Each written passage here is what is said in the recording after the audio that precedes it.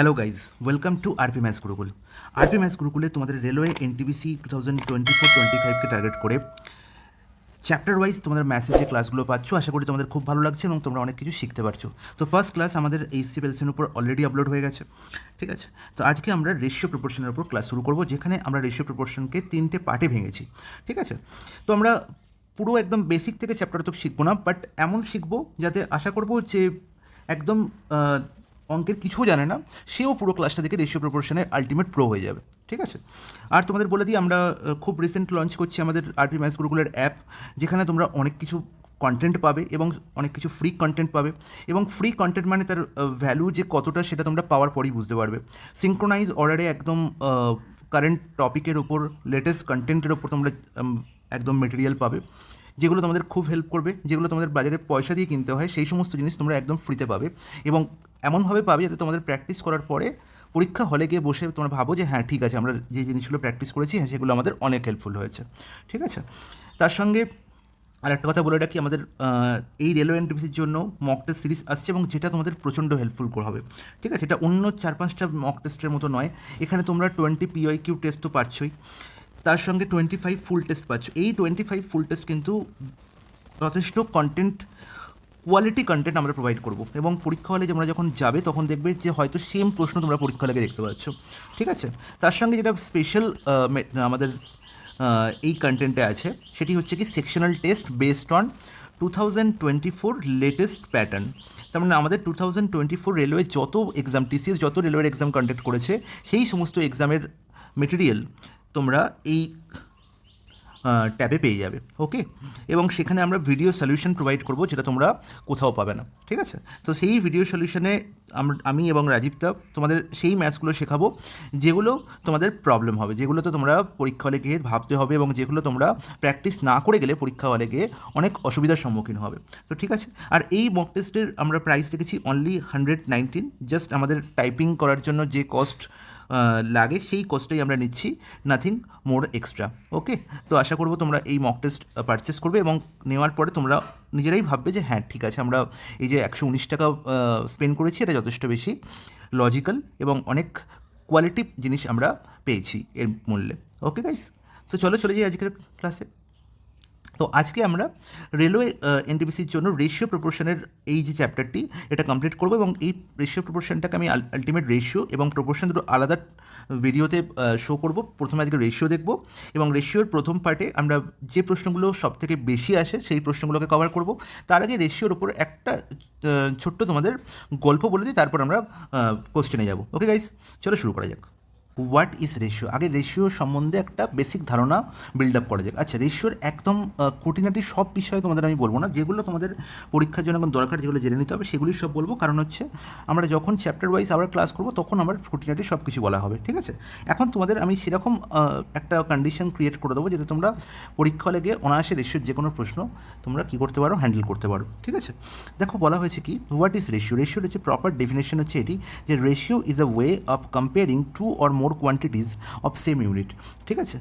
দুই বা দুইয়ের অধিক কোয়ান্টিটি সেম ইউনিটের কোয়ান্টিটির মধ্যে সম্পর্ক স্থাপন করার জন্য, তাদের কম্পেয়ার করার জন্য আমরা রেশিওর পদ্ধতিটির ইউজ করে থাকি। তবে হ্যাঁ, একদম ঠিক, কোনো অসুবিধা নেই। এবার দেখো গাইজ, এই ব্যাপারটা কি, যে সেম ইউনিটের কোয়ান্টিটি, যেমন ধরো আমি তোমাদের বোঝাই যে রাম এবং শ্যাম দুজন ধরো মানুষ, যাদের বয়স বলা হয়েছে 15 এবং 20। তাহলে এই রাম আর শ্যামের মধ্যে বয়সের যদি রিলেশন বার করতে হয়, বয়সকে কম্পেয়ার করতে হয়, তাহলে আমরা কী বলতে পারি, যে রাম আর শ্যামের বয়সকে কম্পেয়ার করার জন্য আমরা যে পদ্ধতি ইউজ করবো সেটা হচ্ছে কি রেশিও পদ্ধতি। তাহলে এখানে কমন একটা ইউনিট আছে, সেটি হচ্ছে কি বয়স, এজ। এখানে ইউনিট কি এজ, ঠিক আছে, নাম্বার। এবার এই ইউনিটটির কোয়ান্টিটি এখানে বলা হয়েছে 15 এবং 20। তাহলে এদের মধ্যে রিলেশন কি আমি যদি বলি, 15 আর 20 রেশিও হচ্ছে কত না 3 এবং 4। তাহলে 3:4। এর মানে হচ্ছে, এটাকে আমি এরকমভাবে বলতে পারি যে 4 আর 3-এর যোগফল কত, 7।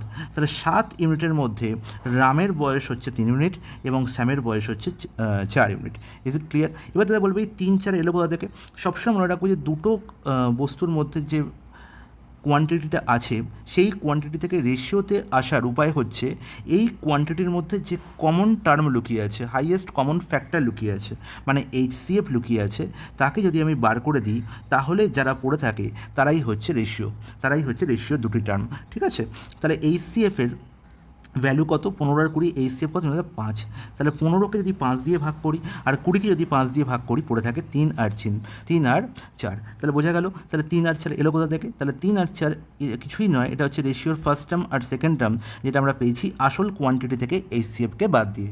ওকে, এবার এই 3 আর 4কে আমরা যেরকম 3:4 এই আকারেও লিখতে পারি বা 3/4 এই আকারেও লিখতে পারি, অ্যাজ ইউ উইশ। ঠিক আছে, এই 3 আর 4-এর মধ্যে 3কে আমরা বলে থাকি ফার্স্ট টার্ম বা অ্যান্টিসিডেন্ট। কি বলে থাকি? অ্যান্টিসিডেন্ট।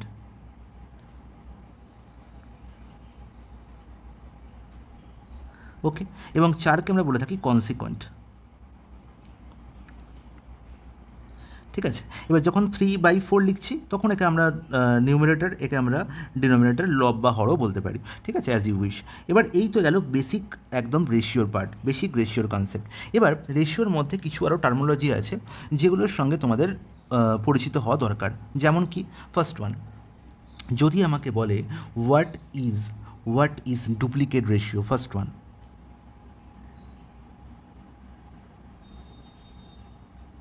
Duplicate ratio. মনে রাখবো, যদি আমাকে একটা রেশিও বলা থাকে, সাপোজ A:B, দুটি সংখ্যার রেশিও A:B, তাহলে এর ডুপ্লিকেট রেশিও হবে এই রেশিওর প্রত্যেকটা টার্মের স্কোয়ার করলে যেটা পাবো সেটাই। তাহলে A:B এর ডুপ্লিকেট রেশিও কত? A²:B²। তাহলে যদি আমি এর ভ্যালু বললাম 3 আর B এর ভ্যালু বললাম 5, তাহলে A:B এর ডুপ্লিকেট রেশিও বা 3:5 এর ডুপ্লিকেট রেশিও কী হবে? 3² 9 আর 5² 25। মনে থাকবে? বলবে হ্যাঁ, খুব ভালো বোঝা গেল, কোনো অসুবিধা নেই। এবার ডুপ্লিকেট যখন রেশিও আমি পেলাম, তাহলে আমাকে সাব ডুপ্লিকেট রেশিও মনে রাখতে হবে, সাব ডুপ্লিকেট রেশিও। ঠিক আছে, একদম ডাইরেক্ট পরীক্ষায় প্রশ্ন আসতে পারে যে কোনো একটা রেশিও দিল, তার সাব ডুপ্লিকেট রেশিও নির্ণয় করো, কোনো একটা রেশিও দিল, তার ডুপ্লিকেট রেশিও নির্ণয় করো। মনে থাকবে? তাহলে সাব ডুপ্লিকেট রেশিও কী হবে? ঠিক আছে, এই হচ্ছে সাব ডুপ্লিকেট রেশিও। তাহলে সাপোজ আমাকে বললো যে A:B একটা রেশিও, এর সাব ডুপ্লিকেট রেশিও বলো। তাহলে যখনই দেখবো যে ডুপ্লিকেট রেশিও মানে কি? স্কোয়ার করা, প্রত্যেকটা টার্মকে স্কোয়ার করা, অ্যান্টিসিডেন্টকেও স্কোয়ার করছি, কনসিকোয়েন্টকেও স্কোয়ার করছি। আর এখানে কি করব? অ্যান্টিসিডেন্টেরও রুট করে বর্গমূল করব আর কনসিকোয়েন্টেরও বর্গমূল করব। Is it clear? তাহলে A:B এর সাব ডুপ্লিকেট রেশিও কী পেলাম? না, √A:√B। ঠিক আছে, তার মানে সিমিলারলি আমি একটা যদি তোমাকে উদাহরণ বলি, 16:9 এর সাব ডুপ্লিকেট রেশিও কী হবে? তুমি 16-এর রুট হচ্ছে কত? 4, এবং 9-এর রুট ওভার করলে কত পাবো? 3। ঠিক আছে, তাহলে যে কোনো একটি রেশিওর সাব ডুপ্লিকেট রেশিও হচ্ছে কি? রেশিওর প্রত্যেকটা টার্মের যদি আমি স্কোয়ার রুট করে দিই। Is it clear? বলবে হ্যাঁ, একদম ক্লিয়ার, কোনো অসুবিধা নেই। নেক্সট টার্মোলজি হচ্ছে ট্রিপ্লিকেট রেশিও।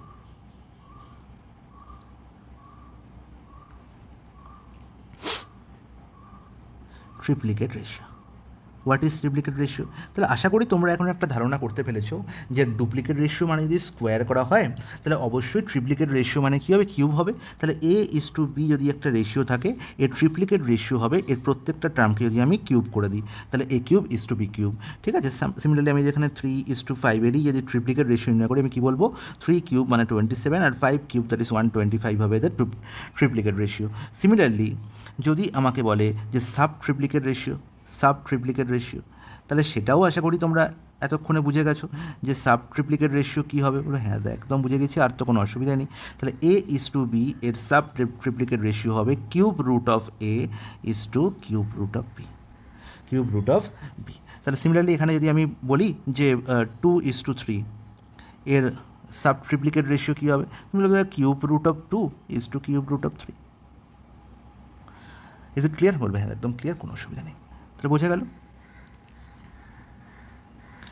ওকে, এবার একটা কথা তোমাকে মনে রাখতে হবে যে রেশিও যখন আমি কোনো দুটো সংখ্যার রেশিও নেব, রেশিও মানে হচ্ছে একদম সিম্পলিফাইড ফর্ম। তাহলে তোমায় বললো যে দুটো সংখ্যার রেশিও, আচ্ছা, ঠিক আছে, এটা কেন বলছি? এবার তাহলে আশা করি এই প্রত্যেকটা টার্মোলজির সঙ্গে তোমরা পরিচিত হয়ে গেল, আর আশা করি এই মধ্যে কোনো ডাউট থাকবে না। ঠিক আছে, এবার যে টার্মোলজির সঙ্গে আসবো তার আগে তোমাদের একটা কথা বলে দিই যে রেশিও আর কিছুই না, রেশিও হচ্ছে একদম সিম্পলিফাইড ফর্ম। সেটা দুটি সংখ্যা হতে পারে, তিনটির সংখ্যা হতে পারে, ততোধিক হতে পারে। ঠিক আছে, সাপোজ আমায় বললো যে দুটো সংখ্যা রেশিও হচ্ছে 1.6:3.5। না, এরম কিন্তু আমি কখনোই লিখতে পারবো না, ঠিক আছে। তাহলে আমাকে কী করতে হবে না 1.6কে যদি আমি দশমিক থেকে ভগ্নাংশ করি তাহলে 16/10, আর এখানে 3.5কে যদি 16 থেকে দশমিক থেকে ভগ্নাংশ করি 3.5 35/10, তাই তো। তাহলে দশমিককে আমি কী করতে পারি, অমিট করতে পারি, তাহলে সিম্পলিফাইড ফর্ম কী লিখবো 16:35, 16:35। বা এরকম বললো যে 1.05 10.5, দুটোর সংখ্যা রেশিও 1.05 10.5, না, এরকম আমি লিখতে পারবো না। আমায় কী করতে হবে, সিম্পলিফাইড ফর্মে যেতে হবে। তাহলে সিম্পলিফাইড ফর্ম করার জন্য কী করবো না 105/100, আর এখানে 105/10। তাই দেখো এখানে 105 দু জায়গা থেকে ক্যান্সেল আউট হয়ে গেল, 10 এখানে একটা শূন্য ক্যান্সেল আউট হলো, তাহলে 1/10:1, 1/10:1কে আমরা কি লিখতে পারি, সবসময় মনে রাখবো যদি এরকম, এইটা বোঝানোর জন্য তোমাকে আরেকটা কথা বলি, সেটা হচ্ছে যদি আমাকে এরকম দেয় দুটো সংখ্যা রেশিও 2/3:3/4, তাহলে তার সিম্পলিফাইড ফর্ম করার জন্য আমায় কী করতে হয়। এবার দেখো এদের সিম্পলিফাইড ফর্ম করার জন্য আমায় কিছু নয়, কোনাকুনি গুণ করতে হয়, 4 দুগুণে 8, 3 তিরিকে 9, 4 দুগুণে 8, 3 তিরিকে 9 হচ্ছে দ্য সিম্পলিফাইড ফর্ম। এবার এই যে ঘটনাটা আমরা পেলাম, এটা পেলাম কী করে, এটার জন্য এটা আমার বুঝতে হবে, সেটা হচ্ছে দেখো যখন দুটো ভগ্নাংশ রেশিও আমাকে নির্ণয় করতে হয় তখন এদের হরের দিকে লক্ষ্য করতে হয়। দেখো 3 আর 4, বলো তো 3 আর 4-এর এলসিএম কত, 12, জাস্ট কিছু নয়, এদের প্রত্যেকটাকে 12 দিয়ে, সরি রেশিও প্রত্যেকটা রেশিওকে তোমরা প্রত্যেকটা রেশিওকে আমরা কী করবো 12 দিয়ে গুণ করবো। 12 কী ছিল না 3 আর 4-এর এলসিএম, ওকে।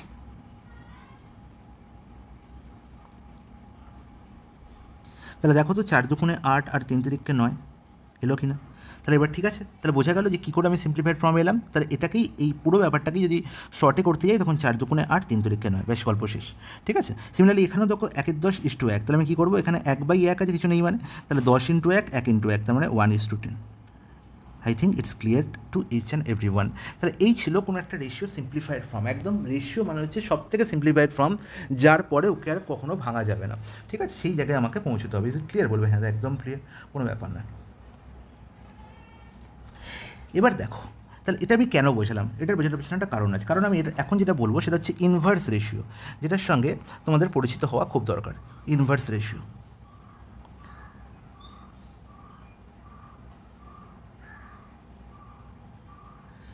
তাহলে ইনভার্স রেশিও মানে কি, কোনো একটা রেশিওর ইনভার্স করা মানে কি, ধরো আমি একটা রেশিও বললাম A:B, ঠিক আছে। এবার এই A:B এর ইনভার্স রেশিও করা মানে কি, এই ইনভার্স করা মানে হচ্ছে প্রত্যেকটা টার্মের অনন্যক নির্ণয় করা। দেখো এখানে এর অনন্যক কত হবে, এর ইনভার্স কত হবে না 1/A, বি এর ইনভার্স কত হবে 1/B। এবার আমরা কী শিখেছি না 1/A আর 1/B তো সিম্পলিফাইড ফর্ম নয়, তাহলে সিম্পলিফাইড ফর্ম করার জন্য কী করবো, যেহেতু দুটো টার্ম আছে আমি কোনাকুনি গুণ করে দেবো, এখানে বি এর সঙ্গে 1 গুণ, এখানে এ এর সঙ্গে 1 গুণ, তাহলে বি এর সঙ্গে 1 গুণ হয়ে এখানে লিখবো কি, লিখবো বি, আর এখানে এর সঙ্গে 1 গুণ করে এখানে লিখবো কি এ। তাই A:B এর ইনভার্স রেশিও হচ্ছে এর অ্যান্টিসিডেন্ট হয়ে যাবে কি এর কনসিকুয়েন্ট, আর এর কনসিকুয়েন্ট হয়ে যাবে এর অ্যান্টিসিডেন্ট, এটা মাথায় রাখতে হবে, ঠিক আছে। এটা হচ্ছে ডাইরেক্ট বলতে পারি যে কোনো দুটো রেশিওর ইনভার্স রেশিও হচ্ছে তাদের জাস্ট অপোজিট, তার মানে A:B এর ইনভার্স রেশিও কি B:A, B:A। সিমিলারলি আমি বলতে পারি 3:5 এর ইনভার্স রেশিও কত না 5:3। ইজ ইট ক্লিয়ার, বলবে হ্যাঁ একদম ক্লিয়ার, কোনো অসুবিধা নেই। কিন্তু দুঃখের বিষয় যদি আমাকে এখানে দুটো টার্মের জায়গায় 3টে টার্ম বলে, তখন আমি কী করব, সাপোজ আমাকে বললো 1/3:1/7:1/11, আগে 1/, না আগে আমি সিম্পল ফর্মে দেখাই তারপরে তোমাদের দেখাচ্ছি।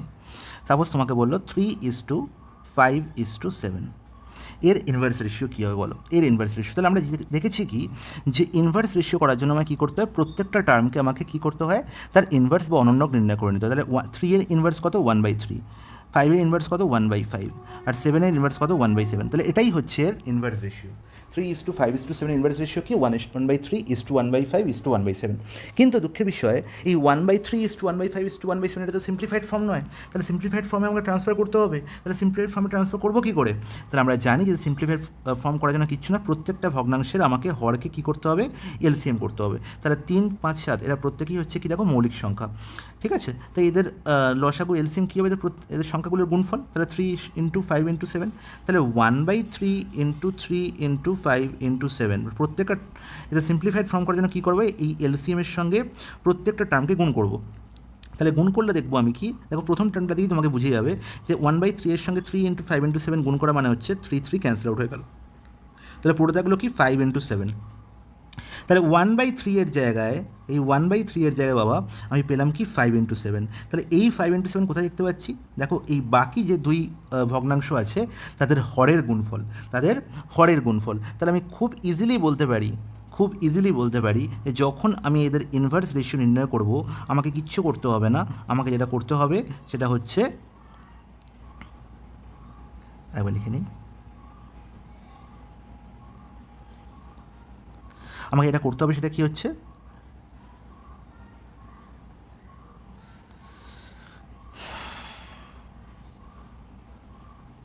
না যখন 1/3 এর জায়গায় আমি বসাবো, 1/3 এর জায়গায় লিখবো একে আমি যদি আমি অমিট করে দিই, একে আমি অফ করে দিই, তাহলে একে বাদ দিয়ে বাকি যে দুই ভগ্নাংশ আছে তাদের হরের গুণফল, তাহলে 1/3 এর জায়গায় কী লিখবো 5 × 7। 5-এর জায়গায় যখন আমি 1/5 এর গল্প ভাববো তখন তার জায়গায় কী লিখবো, একে অফ করে বাকি দুজনকার হরের গুণফল মানে 3 × 7। আর যখন 1/7 কথা ভাববো এর নিচে কে বসবে না 7কে, এই 1/7কে অফ করে বাকি দুই ভগ্নাংশে তাদের হরের গুণফল মানে 3 × 5। 3 × 5 ইজ নট ইট ব্যাস। তাহলে দ্য সিম্পলিফাইড ফর্ম পেয়ে গেলাম। তাহলে 3:5:7 এর ইনভার্স রেশিও কী পেলাম না 35:21 কত 15। তাহলে 35:21:15 হয়ে গেল 3:5:7 এর সিম্পলিফাইড রেশিও। তাহলে বোঝা গেল সিম্পলিফাইড রেশিও নির্ণয় করা কতটা ইজি, ঠিক আছে। তাহলে আশা করি ইনভার্স রেশিও বা সিম্পলিফাইড রেশিওর মধ্যে তোমাদের আর কোনো কনসেপ্টে অসুবিধা নেই।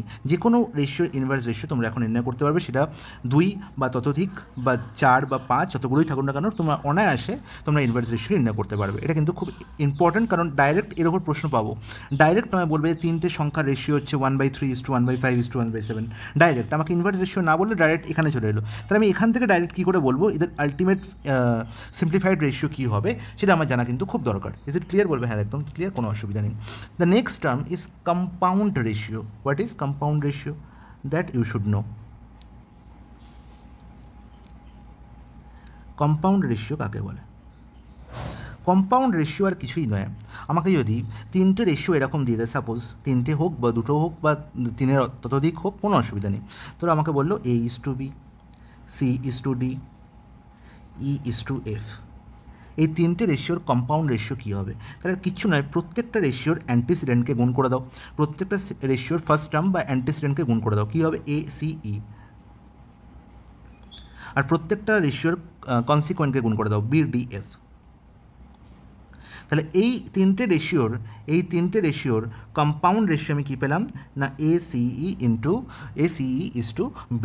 তাহলে I think it's clear to you. তাহলে প্রত্যেক আশা করি বুঝতে পেরেছি কম্পাউন্ড রেশিও কী করে নির্ণয় করতে হয়। এটা 3-এর জায়গায় 4 বা 5টা রেশিও থাকতে পারতো, কোনো অসুবিধা নেই। তাহলে এই ছিল লাস্ট টার্মোলজি যেটার সঙ্গে আমাদের পরিচিত হওয়া খুব দরকার, এটা কিন্তু মাথায় রাখতে হবে। ওকে, এবার কয়েকটা আমি তোমাদের কনসেপ্ট বলবো, যে কনসেপ্টগুলো তোমাদের জেনে রাখতে হবে, যেগুলো ডাইরেক্ট তোমরা পরীক্ষায় দেখতে হবে, যেগুলোর ওপর প্রশ্ন। সাপোজ এবার একটা একটা করে আসি, এবার বুঝতে থাকো পরিষ্কার। কনসেপ্ট 1,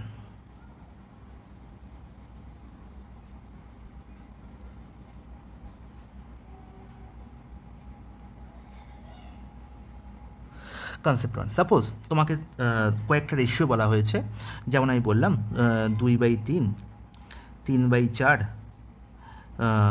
না 2/3, 3/4 নয়, আমি সংখ্যা দিয়ে বলছি। সাপোজ X/Y, P/Q, আর হচ্ছে S/T আর A/B। বললো এই চারটে রেশিওর ভ্যালু কিন্তু equal, X/Y = P/Q = S/T = A/B। এই চারটে রেশিওর ভ্যালু ইকুয়াল, ঠিক আছে। এবং এই প্রত্যেকের ভ্যালু ধরো বলা হলো K, ঠিক আছে। তাহলে K এর ডাইরেক্ট ভ্যালু তুমি কী করে নির্ণয় করবে? K এর ভ্যালু কত? তাহলে তোমার যদি K এর ভ্যালু নির্ণয় করতে হবে তুমি কী বলবে? কিচ্ছু নয়, K এর ভ্যালু কী হবে? এই প্রত্যেকটা রেশিওর অ্যান্টিসিডেন্টের যোগফল, প্রত্যেকটা রেশিওর অ্যান্টিসিডেন্টের যোগফল মানে X + P + S + A by প্রত্যেকটা রেশিওর কনসিকুয়েন্টের যোগফল, তার মানে Y + Q + T + B। It's very helpful একটা কনসেপ্ট, যেটা ডাইরেক্ট পরীক্ষায় প্রশ্ন আসে এবং ডাইরেক্ট সেখান থেকে আমরা আনসার নির্ণয় করতে পারি। খুবই ইম্পর্টেন্ট একটা কনসেপ্ট, ঠিক আছে। যে কোনো জায়গায়, এখানে 4টে রেশিও বলা আছে, আমার 2টো বা 3টে রেশিও বলতে পারি, ঠিক আছে, এবং সেখান থেকে ডাইরেক্ট আমাকে কে এর ভ্যালু নির্ণয় করা যেতে পারে। মনে থাকবে? বলবে হ্যাঁ দাদা মনে থাকবে, কোনো অসুবিধা নেই। এবার নেক্সট গল্প বলি। Suppose concept 2,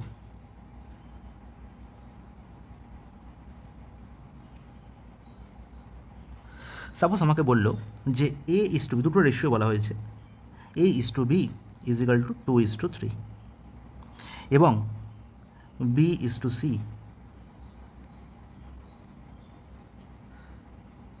is equal to হচ্ছে 9:8। ওকে, তাহলে A is to B is to C কত? তাহলে দুটো রেশিওকে মার্জ করে আমাকে একটি রেশিওয়ে আসতে হবে।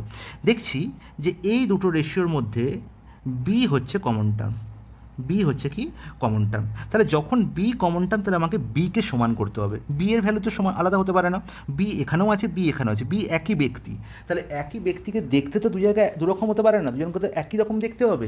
সেই কনসেপ্টে মাথায় রাখতে হবে, দুজনকে সমান করতে হবে, দুজনকে ভ্যালুকে সমান করতে হবে। এখানে দেখতে এক হওয়া মানে কি, ভ্যালুকে সেম করা, তাই তো? তাহলে এবার আমাকে বলো যে এদের ভ্যালুকে যদি আমাকে সমান করতে হয়, তাহলে 3 আর 9কে আমাকে সমান করতে হবে। 3 আর 9কে সমান করা মানে কি, 3 আর 9-এর এলসিএম নির্ণয় করতে হবে। আর 3 আর 9 এলসিএম কত গো? 3 আর 9 এলসিএম হচ্ছে 9। তাহলে 3 আর 9 এলসিএম যদি 9 হয়, তাহলে এখানে অলরেডি 9 হয়ে বসে আছে, তাহলে একে আমায় কিছু করতে হবে না, তাহলে আমাকে একে চেঞ্জ করতে হবে। তাহলে যদি আমি একে চেঞ্জ করতে চাই, তাহলে আমাকে 3 দিয়ে গুণ করলে 9 হয়, আর রেশিওর কোনো একটা টার্মকে 3 দিয়ে গুণ করা মানে অপর টার্মকেও কিন্তু 3 দিয়ে গুণ করতে হবে। তাহলে আলটিমেট 2:3 হয়ে গেল কত না 6:9।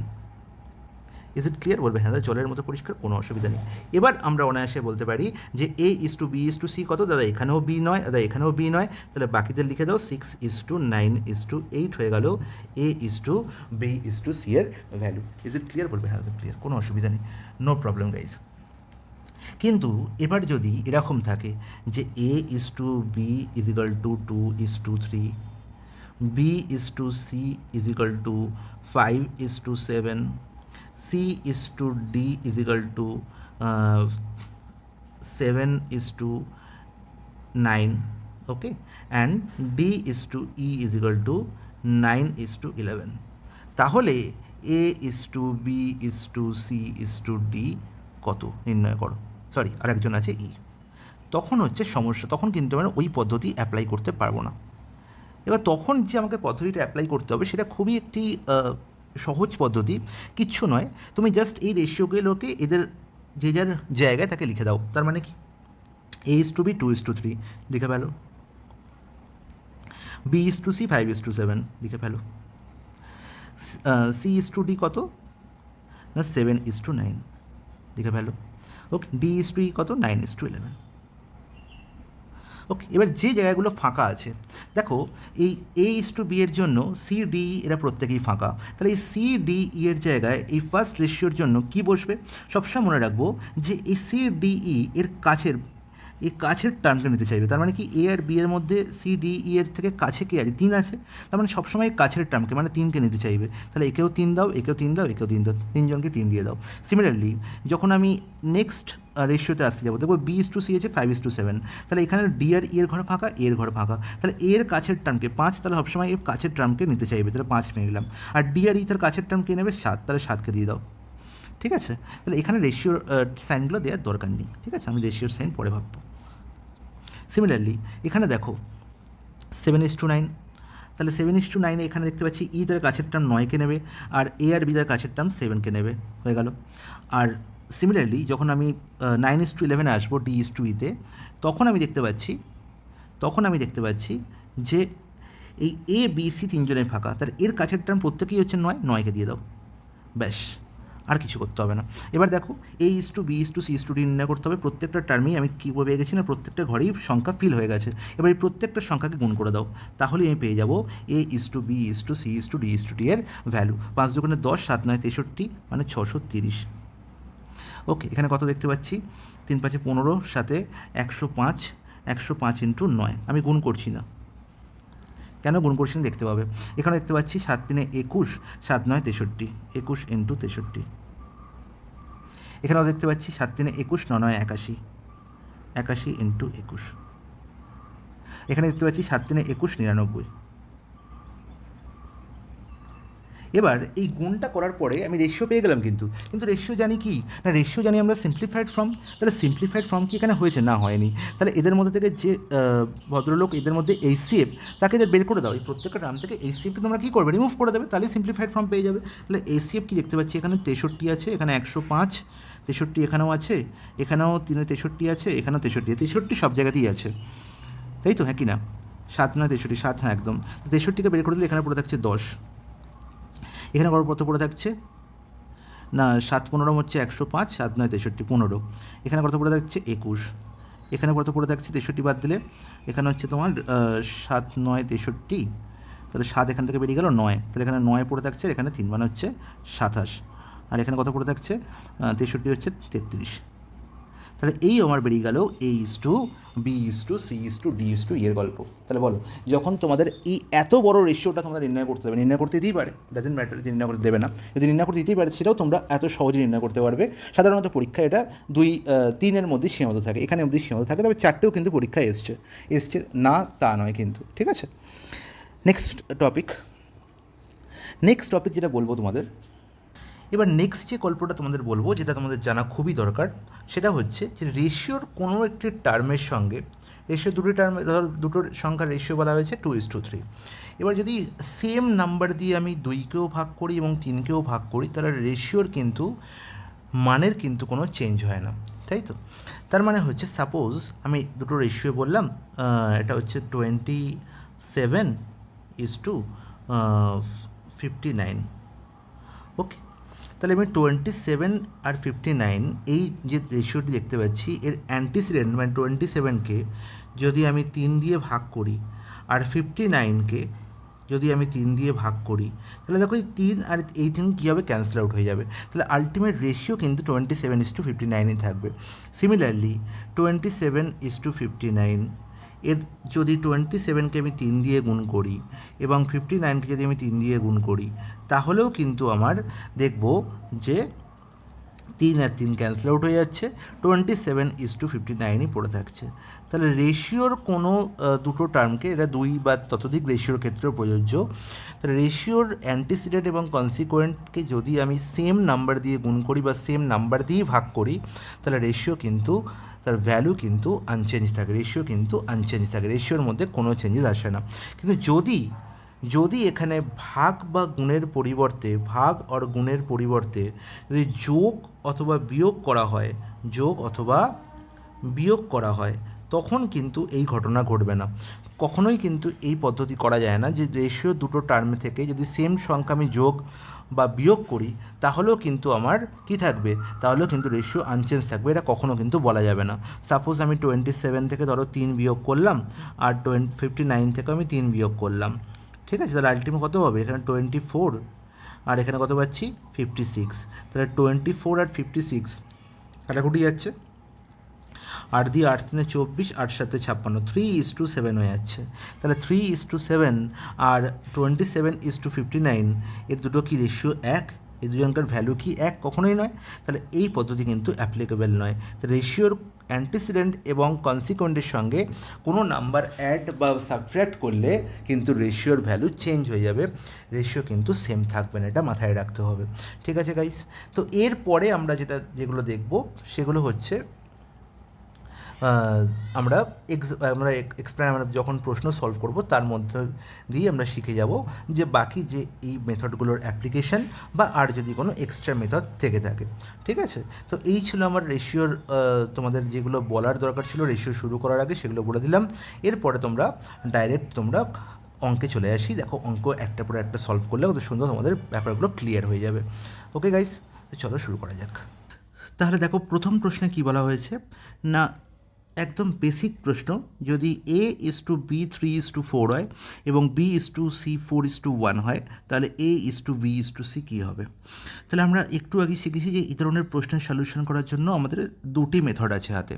দুটি মেথড কী কী দেখতে পাচ্ছি এখানে? এই দুটো রেশিওর মধ্যে কমন টার্মকে বি, তাহলে বিকে ইকুয়াল করো। আমার কী বলা হয়েছে? A:B বলা হয়েছে কত না 3:4, আর B:C কী বলা হয়েছে না B:C বলা হয়েছে 4:1। তাহলে দেখো, এখানে অলরেডি বি সমান বলাই আছে, এখানেও 4 আর এখানেও 4। তাহলে যদি বি সমান না থাকতো আমাকে কী করতে হতো, বি সমান করতে হতো। তার মানে কি, এখানে সাপোজ যদি থাকতো আমাকে এখানে 3:5, এখানে 4:1, তাহলে 5 আর 4-এর এলসিএম কত 20, তাহলে আমাকে এই রেশিওতেও 4কে 20 বানাতে হতো, আর এই রেশিওতেও 4কে 20 বানাতে হতো। ঠিক আছে, কিন্তু যেহেতু এখানে ইকুয়াল আছে তাই আমার কোনো অসুবিধা নেই, আমি ডাইরেক্ট বলতে পারি A:B:C কী হবে না 3:4:1। ওকে, আর কি পদ্ধতি হতে পারে, আরেকটি পদ্ধতি হচ্ছে আমি নিচে নিচে লিখে আমি প্রোডাক্ট করেও করতে পারি। যেমন কি দেখো, A:B:C আমাকে নির্ণয় করতে হবে, হ্যাঁ কি না। A:B কত বলা হয়েছে 3:4, ওকে। B:C কত বলা হয়েছে 4:1। ওকে গাইজ, এবার দেখো এখানে বি এর পরে সি এর ঘর কিন্তু ফাঁকা, তাহলে সি এর ঘরে কী বসবে, ঠিক তার আগের ঘরে বি এর যা ভ্যালু আছে সেই ভ্যালু, তার মানে বি এর ভ্যালু কত এখানে 4, ঠিক তার পরে সি এর ঘরেও 4 বসিয়ে দাও। সিমিলারলি দেখো এখানে B:C 4:1, তার আগের ঘর এর ঘর কিন্তু ফাঁকা, তাহলে এর ঘরের কোন ভ্যালু বসবে, তার ঠিক পরের ভ্যালু, মানে তার ঠিক পাশে যে ভ্যালু বসে আছে সেই ভ্যালুটি বসবে। তার পাশে কোন ভ্যালু বসে আছে 4, তাহলে এখানে 4 বসিয়ে দাও, ব্যাস। এবার গুণ করে দাও, ইন্ডিভিজুয়াল গুণ করো, 3×4 12, 4×4 16, 4×1 4। ঠিক আছে, দেখো এক লাইনে গল্প শেষ। দেখো এখানে কাটাকুটি আছে কি দিয়ে, 4 দিয়ে, 4×3 12, 4×4 16, 4×1 4, তাহলে 3:4:1 আমার ডাইরেক্ট আমরা অ্যান্সার পেয়ে গেলাম। ঠিক আছে, তাহলে এই পদ্ধতিতেও তোমরা এই প্রশ্নের সমাধান করতে পারো, এই পদ্ধতিতেও করতে পারো, যেটা তোমার খুশি।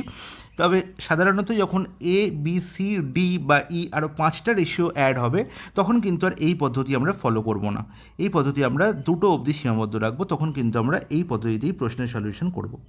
ওকে গাইজ, বলবে হ্যাঁ দাদা খুব ভালো বুঝতে পেরেছি, কোনো অসুবিধা নেই। নেক্সট প্রশ্নে চলে যাই, কোশ্চেন নাম্বার 2। দেখো ঠিক যা বলছিলাম, এখানে 3টি রেশিওর গল্প এসছে। ঠিক আছে, তাহলে দেখো সেম গল্প এখানে দেখতে পাচ্ছি, আমাকে আলটিমেট কী নির্ণয় করতে হবে, আলটিমেট আমাকে A:2, B:2, C:2D নির্ণয় করতে হবে। RRB JEE 2024 একদম কারেন্ট এক্সাম থেকে নেওয়া হয়েছে। দেখো A:2, B:2, C:2D লিখে ফেলো, প্রথমেই কাজ হচ্ছে তোমরা লিখে ফেলো এটা। ওকে, A:B কত বলা হয়েছে গো 1:3। ঠিক আছে, ঠিক তার পাশে দেখো কোনো জায়গা ফাঁকা রাখলে চলবে না। দেখো এর পাশে সি আর ডি বসে আছে, তাহলে সি আর ডি কার ভ্যালু নেবে, ঠিক তার পাশে যার ভ্যালু আমরা দেখতে পাচ্ছি, বি এর ভ্যালু দেখতে পাচ্ছি 3, তাহলে 3 এই দুই জায়গাতেই বসিয়ে দাও, কোনো অসুবিধা নেই। ওকে গাইজ, এখানে রেশিও সাইন দিয়ে দরকার নেই। সিমিলারলি দেখতে পাচ্ছি তারপরে লেখা আছে B:C 4:3, তাহলে বি আর সি এর জায়গায় 4 আর 3 লিখে দিলাম। তাহলে দেখো বি এর আগের ঘর এর ঘর ফাঁকা, তাহলে এর ঠিক সামনাসামনি এর ঠিক পাশে কে বসে আছে 4 লিখে ফেলো। এখানে ডি এর পাশে সি এর ভ্যালু কী বসে 3 লিখে ফেলো। সিমিলারলি C:D কত বলা হয়েছে ও 6:7, তাহলে দেখো বি আর এর ঠিক পরের ভ্যালু 6, তার মানে কি 6ই আমরা বাকি দুটো স্থান লিখে ফেলবো, ব্যাস, কোনো জায়গা ফাঁকা রাখা চলবে না। এবার প্রোডাক্ট করো, এর প্রোডাক্ট কী দেখতে পাচ্ছি 4×6 24, এখানে দেখতে পাচ্ছি 72, এখানে কি দেখতে পাচ্ছি 54, এখানে কি দেখতে পাচ্ছি 63, তাই তো। তাহলে এবার দেখো 3 দিয়ে কাটাকুটি যাচ্ছে সব কটা, 3×4 3×8 24, 3×24 72, 3×18 54, আর 3×21 63, তাহলে আলটিমেট 8:24:18:21 এটাই হচ্ছে আমার কার রেশিও না A:B:C:D এর রেশিও। তাহলে কত নম্বর অপশান, অপশান এ, 8:24:18:21। তো বোঝা গেল। তো এই পদ্ধতিতে আমরা খুব সহজেই এই ধরনের প্রশ্নের সমাধান করতে পারি। ঠিক আছে, আমাদের কোনো অসুবিধা নেই। এবার আরেকটা জিনিস তোমরা দেখতে পারো এই ধরনের প্রশ্নে, যে না এখানে অপশান টেস্ট করা যাবে না, অপশান টেস্ট করা যাবে না। ঠিক আছে, অপশান টেস্ট আমি করতে পারতাম যদি দেখতাম যে প্রথম A:B 1:3 আছে কি না। দেখো 1:3 এখানে দেখতে পাচ্ছি 1:3 আছে, এখানেও 1:3 আছে, এখানে 1:3 নেই, এখানেও 1, দুটো অপশানে কিন্তু আমরা ফেসে যাচ্ছি। ঠিক আছে, C:D-তেও তার দুটো অপশানে যেহেতু আমি ম্যাচ করে যেতে আমি এটা দেখে করতে পারবো না, অপশান টেস্ট দেখে করতে পারবো না, আমায় করে দেখতেই হবে। ঠিক আছে, চলে যাই পরের প্রশ্ন। বলা হয়েছে কোশ্চেন নাম্বার 3, কী বলা হয়েছে না x:y = 8:3, x-y = x+y। একদম x:y এর ভ্যালু আমার কাছে জানা, আমাকে x-y/x+y ভ্যালু নির্ণয় করতে হবে। আমায় কিচ্ছু করতে হবে না, এক্সের যা ভ্যালু আমি এখানে দেখতে পাচ্ছি সেই ভ্যালু পুট করবো। 8 - 3 করলে কত হয় গো 5, 8 + 3 করলে কত হয় গো 11, তাহলে 5/11 or 5:11 হবে আমার কারেক্ট অ্যান্সার। কোথায় দেখতে পাচ্ছি, অপশান বিতে।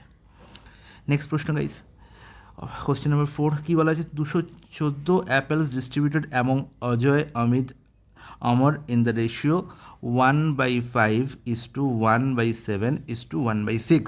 How many apple did the Amar get? ঠিক আছে, তাহলে আমরা শিখেছি কি না, এই যে রেশিওটা আমরা দেখতে পাচ্ছি 1/5, 1/7 আর 1/6, এই যে রেশিওটা আমরা দেখতে পাচ্ছি, এই রেশিওটাকে আমাকে সিম্পলিফাইড রেশিওটাকে ট্রান্সফার করতে হবে। কী করে করব দাদা? 5, 7, 6 এলসিএম নেবো, কিন্তু সেটা তো বেসিক পদ্ধতি, আমি বলেছি দেখেই করতে পারবো। কী করে?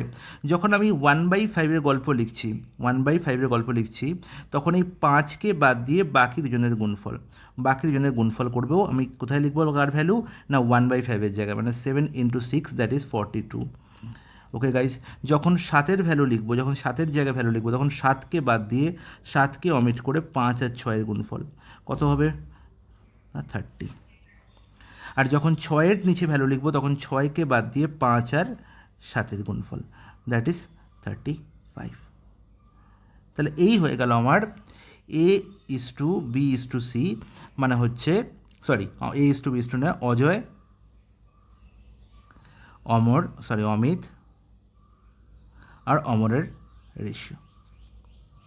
তাহলে এই রেশিও তারা কী পাবে? অ্যাপেল পাবে। আমার কাছে কতগুলো অ্যাপেল আছে? 214টা। তাহলে 42 + 30 + 35 যোগ করলে কত হয় গো? দেখতে পাচ্ছি এখানে 7, আর এখানে হচ্ছে তোমার 10, 107। তাহলে 107-এর ভ্যালু কত? 214, মানে কত গুণ? 2 গুণ। নির্ণয় করতে হবে কার ভ্যালু? না অমর কতগুলো পেয়েছে। অমরের এখানে রেশিওর টার্ম কত? 35। তাহলে 2 গুণ করলে 35-এর কত হয়? 70। তাহলে অমর 70টি অ্যাপেল পেয়েছে। তাহলে অপশান বি হয়ে যাবে কারেক্ট আনসার। তাহলে বোঝা গেল যে কী করে আমরা এই রেশিওকে সিম্পলিফাইড রেশিও ট্রান্সফার করব, যেটা শেখা তোমার খুব দরকার। এই ধরনের প্রশ্নের ক্ষেত্রে খুব সহজে এই ধরনের প্রশ্নের সমাধান হবে। নেক্সট প্রশ্ন, question number 5, same question, just আরেকবার সলভ করে নিই। কি বলা হয়েছে? 546 apples were distributed among Neeraj, Vidya and Mohan in the ratio 1/6:1/2:1/3. How many apples did the Mohan get? তাহলে মোহন, প্রথমে কী আছে? নীরজ, তারপরে বিদ্যা, তারপরে মোহন, এদের মধ্যে কী করা হচ্ছে? 546টি অ্যাপেল ডিস্ট্রিবিউট করা হচ্ছে। কী রেশিওতে? না 1/6:1/2:1/3. তাহলে এবার বলো এই রেশিওকে আমরা সরল রেশিও কী করে ট্রান্সফার, সিম্পলিফাইড রেশিও কী করে ট্রান্সফার করবো আমরা জানি, খুবই ইজি। 1/6 জায়গায় কী লিখবো? না 6 বাদ দিয়ে বাকি দুটি রেশিওর হরে যারা বসে তাদের গুণফল, তাহলে 2 আর 3-এর গুণফল 6। ওকে, সিমিলারলি 2-এর জায়গায় কী লিখবো? 2কে বাদ দিয়ে বাকি দুজনকার হরের যারা বসে তাদের গুণফল, মানে 6 3 কত? 18।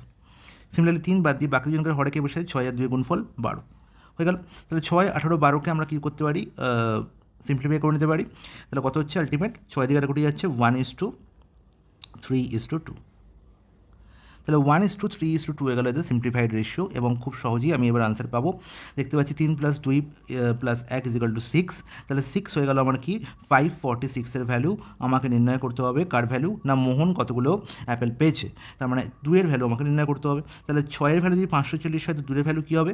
না এর 3 ভাগ, হ্যাঁ কি না? 2 থেকে 6 কী করে পাওয়া যায়? 3 গুণ করে, তার মানে এখানেও কী হবে? 3 ভাগ হবে। তাহলে 540 3 ভাগ মানে 3 18 54, 3 2 6, 182টি অ্যাপেল পেয়েছে মোহন। অপশান ডি হয়ে যাবে প্রশ্নের সঠিক সমাধান। তো বোঝা গেল? বলবে হ্যাঁ, খুব সুন্দর বোঝা যাচ্ছে। নেক্সট প্রশ্ন, 3300 war divided among P, Q and R such that 4 times of P is equal to 7 times of Q is equal to 2 times of R.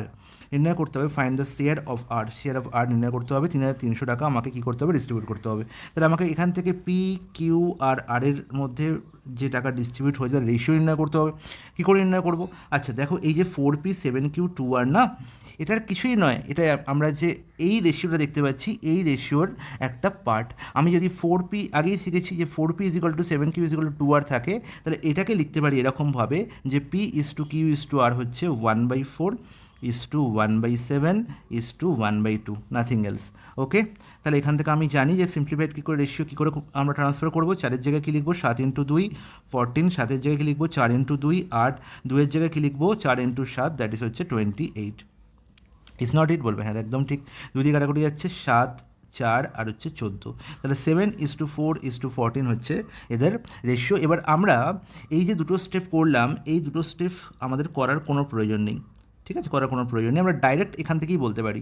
দেখো পি এর জায়গায় আমরা কী লিখবো, কিউ আর আর এর যে কোএফিসিয়েন্ট তাদের গুণফল, কিউ আর এর কোএফিসিয়েন্ট কত, 7 আর 2, 7 আর 2 গুণফল কত, 14, তাহলে দেখো 14 আমরা ডাইরেক্ট এখানে পেয়ে যাচ্ছি। ঠিক আছে, সিমিলারলি কিউয়ের জায়গায় কী লিখবো, কিউ মানে কিউকে বাদ দিয়ে বাকি দুই, পি আর আর এর কোএফিসিয়েন্টের গুণফল, পি আর আর এর কোএফিসিয়েন্ট কত না 4 আর 2 গুণফল কত, 8। ঠিক আছে, বুঝতে পারছি, বলবে হ্যাঁ বুঝতে পারছি। সিমিলারলি আর এর জায়গায় কী লিখবো আমরা, আর বাদ দিয়ে পি আর কিউ এর কোএফিসিয়েন্ট গুণফল, দ্যাট ইজ 4 আর 7 গুণফল, দ্যাট ইজ 28। তাহলে বুঝতে পারলাম যে আমার এই পার্টটি করার কোনো প্রয়োজন নেই। ঠিক আছে, এটা জাস্ট তোমাদের বোঝানোর জন্য করলাম যে 4p = 7q = 2 আর মানে যা, আর 1/4:1/7:1/2 মানেও তাই। তার মানে এই অঙ্কটা আর এই অঙ্কটার মধ্যে কোনো পার্থক্য নেই, শুধু ভাষার পার্থক্য আর কিছু নয়। ওকে, তাহলে 7 + 4 11 + 14 মানে হচ্ছে 25 হচ্ছে আমার কি টোটাল অ্যামাউন্ট, যেটা 7:4:14 রেশিওতে কী করা হয়েছে, ডিভাইড করা হয়েছে।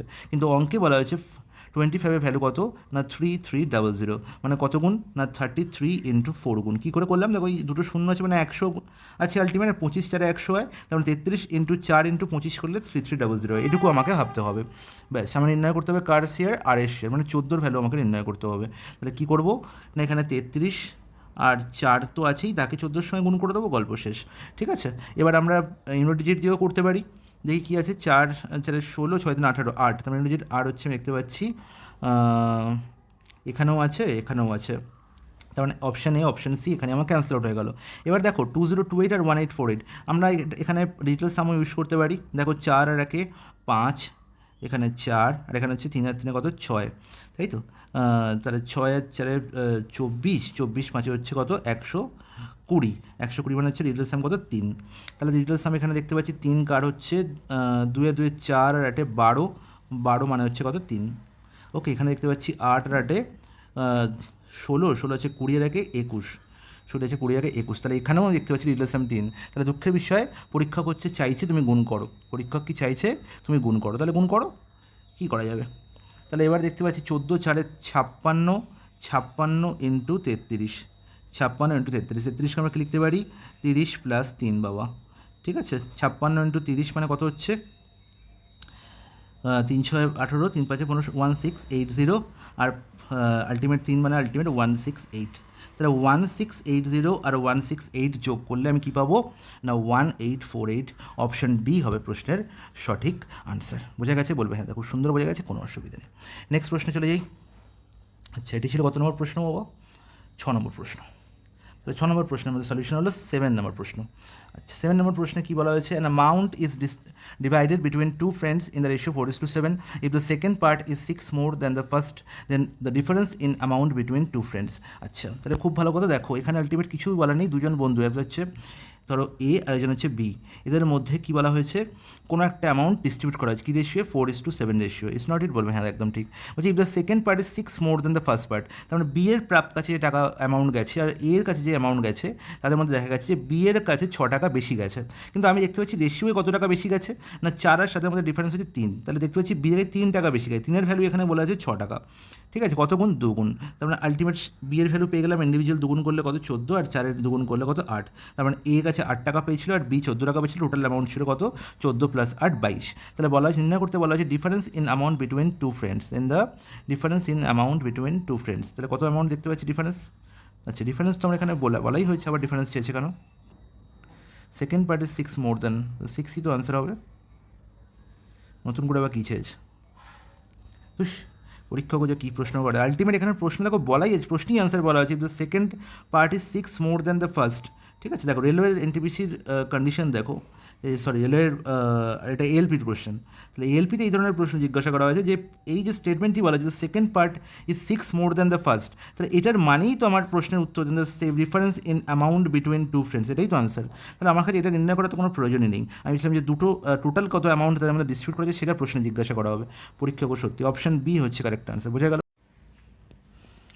কোশ্চেন নাম্বার 8-এ কী বলা হয়েছে, 2 numbers are in the ratio 5:8, দুটি সংখ্যা 5:2 রেশিওতে আছে, 5:8 রেশিওতে আছে। ওকে, আর কী বলা হলো, if the first number is increase by 13, তাহলে যদি 5:8 দুটি সংখ্যা, তাহলে আমি বলতে পারি যে সংখ্যা দুটোকে আমি বলতে পারি 5x আর 8x। তাহলে হ্যাঁ একদম অবশ্যই বলতে পারি। বলা হয়েছে প্রথম সংখ্যাটিকে 13 যদি বাড়ানো হয় এবং সেকেন্ড নাম্বারটিকে যদি 6 কমানো হয়, তাহলে ফাইনাল যে রেশিওটি হয় সেটি হচ্ছে 4:6, আর একে আমরা সিম্পলিফাইড করে 2:3 লিখতে পারি। বলবে হ্যাঁ একদম ঠিক, তাও লিখতে পারি। ব্যাস, এবার দেখো বেসিক পদ্ধতিতে এই সলিউশন করতে তোমার হার্ডলি 2 সেকেন্ড লাগবে, কিচ্ছু করতে হবে না, আমরা মুখোমুখি করতে পারবো। দেখো 3 5 15, এখানে হচ্ছে 2 8 16, তাদের ডিফারেন্স কত হবে 1, তার মানে হচ্ছে এক্সের ভ্যালু আমি পেয়ে যাবো ডাইরেক্ট। ঠিক আছে, তোমাদের আর এক্সট্রা স্টেপ লেখার কোনো প্রয়োজন নেই, এখানে দুটোর আগেই প্লাস সাইন আছে, তার মানে অবভিয়াসলি এদের ডিফারেন্সই আসবে। ঠিক আছে, কারণ এটা ওপারে গেলে কী হবে প্লাস সাইন নেবে, এও এপারে থাকবে প্লাস সাইন নেবে, যখনই আমরা এক্সকে একদিকে আনবো তখন কী হবে মাইনাস নেগেটিভ হবে, তাহলে এক্সের ভ্যালু বেরোবে। আর এদিকে দেখো প্লাস মাইনাস আছে, তো প্লাস মাইনাস যখন থাকবে তখন প্লাস ভ্যালুই পাবো।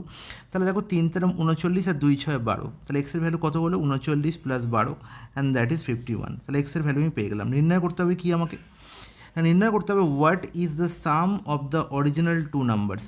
তাহলে 5:8 যদি রেশিও থাকে তাহলে আমি বলতে পারি এদের সাম কত 13, তার মানে 13 এক্সের ভ্যালু আমাকে নির্ণয় করতে হবে। হ্যাঁ কি না বলবে, হ্যাঁ একদম ঠিক।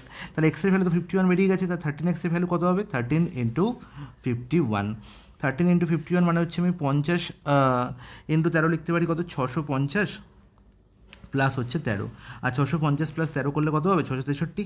অপশন ডি হবে কারেক্ট আনসার। এছাড়া আমরা ইউনিট ডিজিট দিয়েও করতে পারতাম, এখানে 0, এখানে 5, এখানে 1 আর 3, তাহলে ইউনিট ডিজিট তো 3ই হবে, কারণ এখানে 3 আর এখানে 1, তখন অবভিয়াসলি অপশন ডি হবে কারেক্ট আনসার। দুটো পদ্ধতিই বলে দিলাম, যেটা তোমাদের ভালো লাগবে। আর অবশ্যই যখন দেখবো ইউনিট ডিজিট প্রত্যেকটা আলাদা আলাদা, আমি ইউনিট ডিজিট দিয়েই করবো, কোনো রকম কোনো কনফিউশন নেই।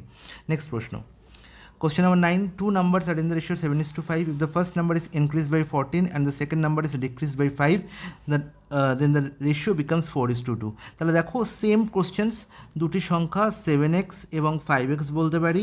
যদি 7xকে আমরা কী করি না 14 ইনক্রিজ করি এবং 5xকে আমরা 5 ডিক্রিজ করি, তাহলে ফাইনাল যে রেশিওটি হয় সেটা 4:2। এটাকে সিম্পলিফাইড করে আমরা 2:1 করে নিতে পারি, তাহলে ইজিক্যাল টু 2/1। তাহলে এখান থেকে আমরা এক্সের ভ্যালু পাবো, নির্ণয় করতে হবে what is the sum of the original two numbers, RRB JEE 2024। তাহলে দেখো sum of the original two number 7 5 কত 12, 12 এক্সের ভ্যালু আমার নির্ণয় করতে হবে। এখান থেকে এক্সের ভ্যালু পেয়ে যাবো, আমি অ্যান্সার লিখতে পারবো। এখানে 4টে অপশন আমরা দেখতে পাচ্ছি, 6 দু জায়গায় আছে, ইউনিট ডিজিট দিয়ে নাও হতে পারে। তাহলে দেখতে পাচ্ছি এখানে 7x আর এখানে হচ্ছে 10x, তাই তো। তাহলে 7 আর 10 রেশিও ডিফারেন্স কত 3, তাহলে 3x এর ভ্যালু পাবো কত, এখানে 14 আর এখানে হচ্ছে 10 মানে 24, তাই তো, কত 24।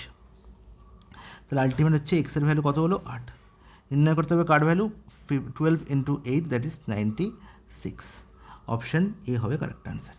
নেক্সট প্রশ্ন, a theatre sold 500 tickets to a concert. খুব ভালো কথা।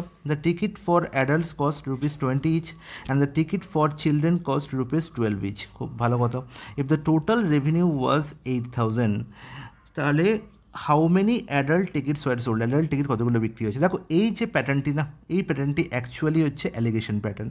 তাহলে অ্যালিগেশন হচ্ছে এমন একটা প্রসেস যেটা প্রত্যেকটা চ্যাপ্টারের সঙ্গে লিঙ্ক আছে, এটা কোনো আলাদা চ্যাপ্টার না, এটা একটা প্রসেস।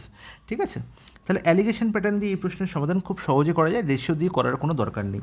অ্যালিগেশন দিয়ে কী করে করবো না, দেখতে পাচ্ছি দেখো আলটিমেট কী থাকবে, দুটো একটা জিনিসকে দুটো পার্টে ভাগ করা হবে, ওভারঅল একটা গল্প থাকবে। এখানেও তাই, টোটাল টিকিট বিক্রি করা হয়েছে, টিকিটটাকে দুটো পার্টে ভাগ করা হয়েছে, একটা হচ্ছে কি না অ্যাডাল্ট আর একটি হচ্ছে কি চিলড্রেন। ঠিক আছে, এবং এদের প্রত্যেকের পার হেড কস্ট দেওয়া হয়েছে। The ticket for adult cost ₹20 each per head cost. 500টা টিকিট টোটাল বিক্রি হয়েছে আর টোটাল রেভিনিউ এসছে 8,000। তাহলে যদি আমি অ্যাডাল্ট আর চিলড্রেনের কম্বাইন্ড পার হেড কস্ট নির্ণয় করি, তাহলে কি বলবো না টোটাল রেভিনিউ এসছে আমার 8,000, টোটাল রেভিনিউ এসছে 8,000 আর 500 টিকিট বিক্রি হয়েছে, তাহলে পার হেড কস্ট আমার পেয়ে গেলাম কত না 16। তাহলে অ্যাকচুয়ালি আমি দেখতে পাচ্ছি পার হেড আমি 16 টাকা করে পেয়েছি, সেটা অ্যাডাল্ট হোক বা চিলড্রেন হোক।